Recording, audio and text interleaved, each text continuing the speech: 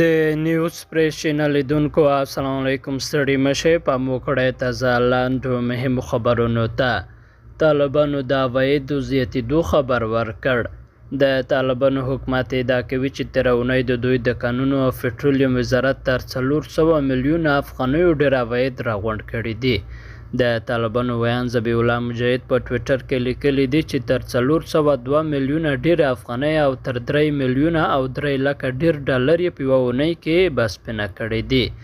طالبان په داسې وخت کې د قانونو د عوایدو د زیاتېدو خبر ورکوي چې په افغانستان کې په غیر مسلکي ډول د قانونو پر استخراج سخت انتقادونه کیږي. بل لور ته د هیواد په ګڼو ولایتونو کې درانه سیلابونه راوتلي. د هیواد په ګڼو ولایتونو کې درانه سیلابونه راوتلي دي. د لوګر، وردګ، لغمان، ننګرهار، پکتیا، غزني او نورو ولایتونو ځایي اوسېدونکي وایي چې تېره ورځ او تېره شپه د سختو سیلابونو شاهدان وو. بلخوا په ټولنیزو رسنیو کې هم خپاره شوي عکسونه او ویډیوګانې ښیي چې سیلابونو په یاد شویو ولایتونو کې درانه مالي او ځاني تلفات اړولي دي.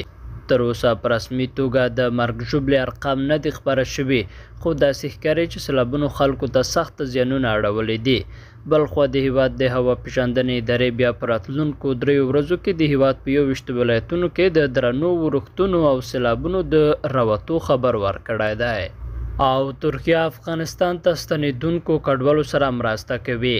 ترکیه وایي له هغو افغانانو سره به نږدې مرسته وکړي چې بیرته له ترکیه افغانستان ته ستنېږي. د ترکیې سره میاشتې پر نو ویل له هر هغه افغان سره چې د اقتصادي ستونزو لپاره ترکیې ته تللی دی او اوس بیرته خپل هیواد ته ستنېږي نږدې مرسته کوي، خو د ترکیې سره میاشتې د دې مرستو اندازه نه ده اعلان کړې. درنو لیدونکو له ملتیا مو مننه.